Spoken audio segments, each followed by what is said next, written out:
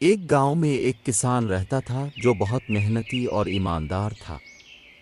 اس کا ایک چھوٹا سا کھیت تھا جہاں وہ سبزیاں اور پھل اگاتا تھا۔ کسان کی محنت کی بدولت اس کے کھیت میں ہمیشہ تازہ اور مزیدار فصل تیار ہوتی تھی۔ اسی گاؤں میں کالو نام کا ایک چالاک اور لالچی کوا بھی رہتا تھا۔ اسے محنت کرنا بالکل پسند نہ تھا۔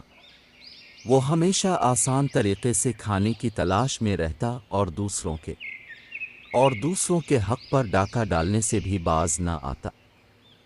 کسان کے کھیت میں لگے رسیلے پھل اور سبزیاں دیکھ کر کالو کے منہ میں پانی آ جاتا۔ اس نے سوچا کہ اگر میں روزانہ چوری کر کے کھانے کا بندوبست کر لوں تو مجھے محنت کی ضرورت ہی نہیں پڑے گی۔ ہر روز جب کسان اپنے کھیت میں کام کرنے جاتا، کالو کوا کسان کی غیر موجودگی میں آ کر کھیت سے سبزیاں اور پھل چرا کر لے جاتا۔ کسان نے کئی بار دیکھا کہ اس کی محنت کی کمائی کم ہو رہی ہے، مگر چور کا پتہ نہ چل سکا۔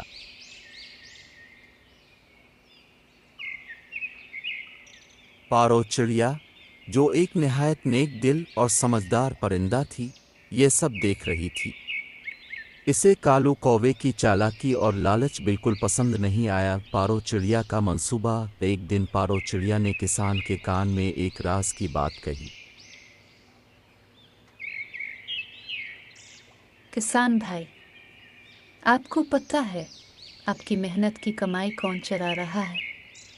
یہ کالو کوا ہے جو روزانہ آپ کے کھیت سے سبزیاں اور پھل لے جاتا ہے۔ کسان نے پارو چڑیا کا شکریہ ادا کیا اور کہا، مگر میں اسے کیسے پکڑوں؟ پارو چڑیا نے کسان کو ایک ترکیب بتائی۔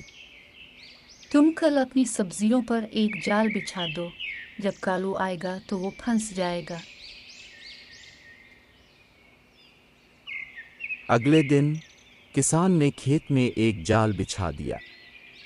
جیسے ہی کالو کوا حسن عادت چوری کرنے آیا، وہ جال میں پھنس گیا۔ وہ زور زور سے پھڑپھڑانے لگا، مگر جال سے نکل نہ سکا۔ کسان آیا اور کالو کوے کو پکڑ لیا۔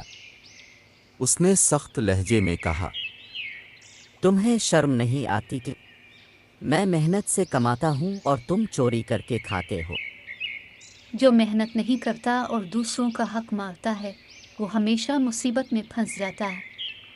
کالو کوے نے معافی مانگی اور وعدہ کیا کہ آئندہ چوری نہیں کرے گا، بلکہ اپنی خوراک خود محنت سے تلاش کرے گا۔